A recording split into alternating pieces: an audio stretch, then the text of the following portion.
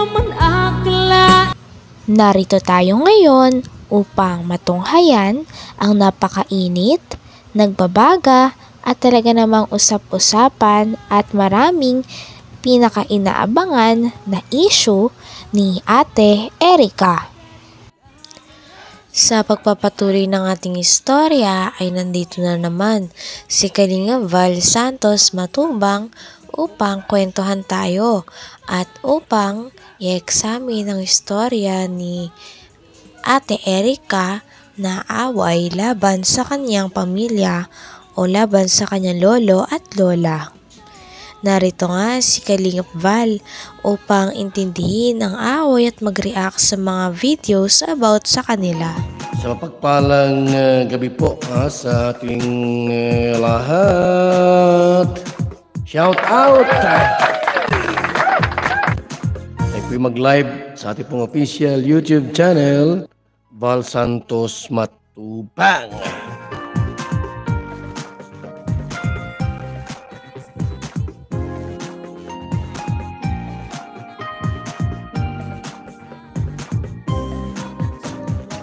Sumayaw-sayaw, tayo'y sumayaw-sayaw.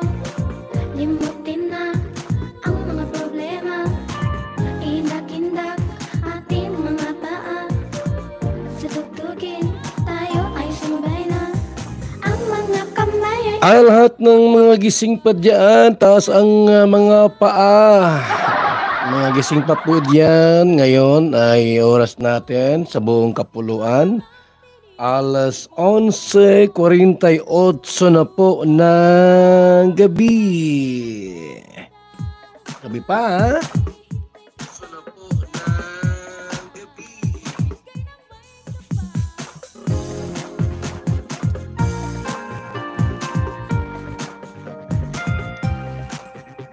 Mga gising pa dyan. Abay, magkape-kape muna kayo. Tayo po ay gising ba po? Hirap matulog ng gutom. Kaya alam niyo po mga kalinga, bakit may 7-Eleven?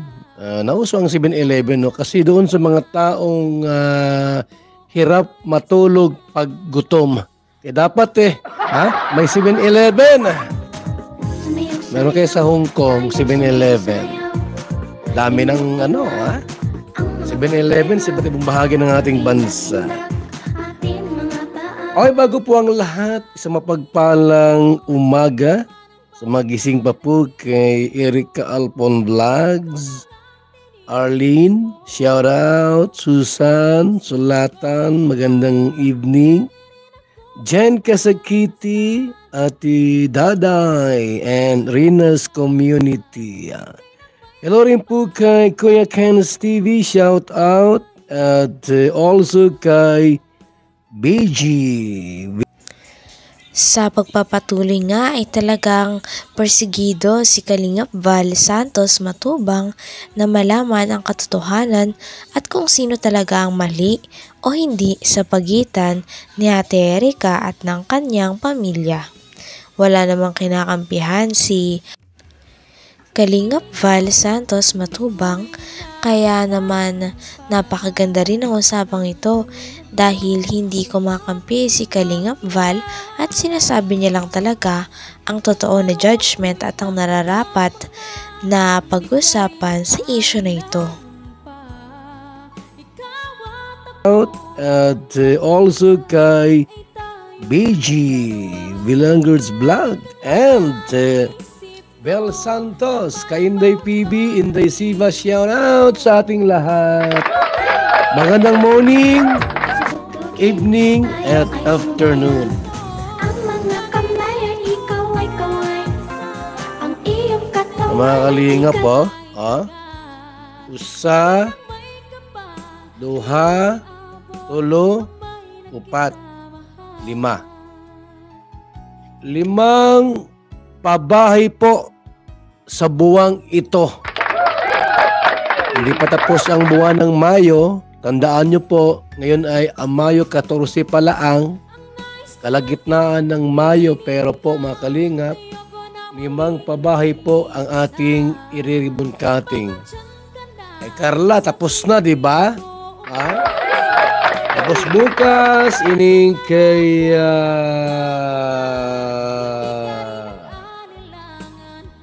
Jomark Abiada at sa hapon kay Rimilin Galicio. Pabahay ni Sam Asley, mga kaibigan. At kay Daniela po, ginawa na po yung Certificate of Housing Award pang 225 na po. Ang pabahay po ng Team Kalingap. Saan ka pa? Sa Team Kalingap na. Maraming pabahay po tayong ginagawa, mga Kalingap, mga kaibigan, ha? Ganyan po magmahal ang Team Kalingap. Pabahay po ang ating target na itulong sa ating kababayan. Ay, shout out muna. Hello kay Jinjan TV. Good morning. Ayumi Yoshikawa, good morning. Kalingap Marky Vlogs, good morning. Zuatos, good morning. And Dolores Dumondon, mayong buntag po sa lahat. Kay Mama Bings Vlog, Vicky Pagal. Kasalukuyan nga kinikwento muli ni Kalingap Val Santos Matubang ang nangyari kay Ate Erica at sa kanyang pamilya.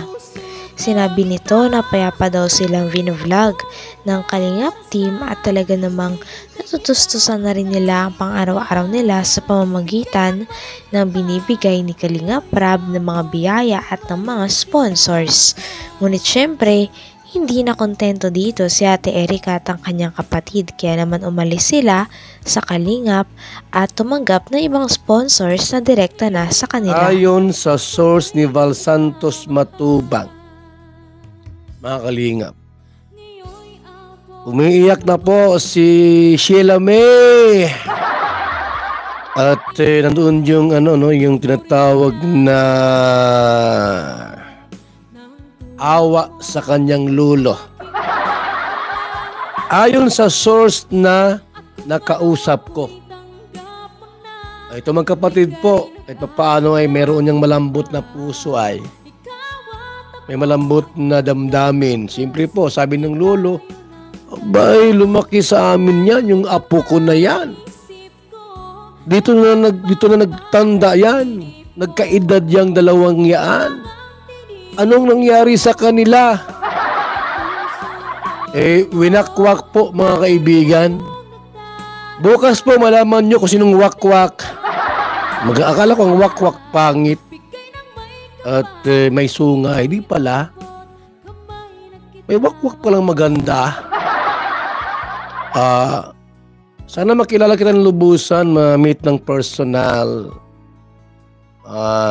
Sana po, no? Ma-meet kita ng personal para magbiso-biso. Taga-Korea po, mga Kalingap. Ang tapang-tapang pati. Ha?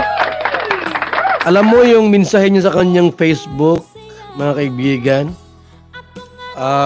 May halong ito, no? Tinatawag na pagbabanta.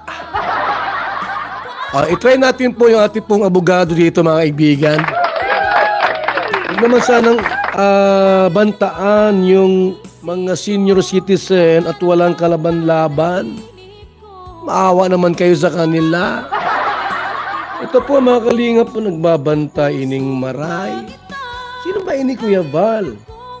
Ayan na, oh. Yan, napakagandang babae ini. Ayan mo, bukas po magkilala natin siya, kung sino ini. Ita-thumbnail ko. Ay, wakwak ba ini? Hindi po, gwapa. Ayan, oh. Yan, gwapang-gwapa, oh. Ay, teacher in pala. Akala ko. Teacher in. Hanggang dito na lamang muna ang ating napakainit, nagbabaga, pinakainaabangan at usap-usapan na latest issue ni Ate Erica. Maraming salamat sa inyong panonood. Hanggang sa muli. Bye!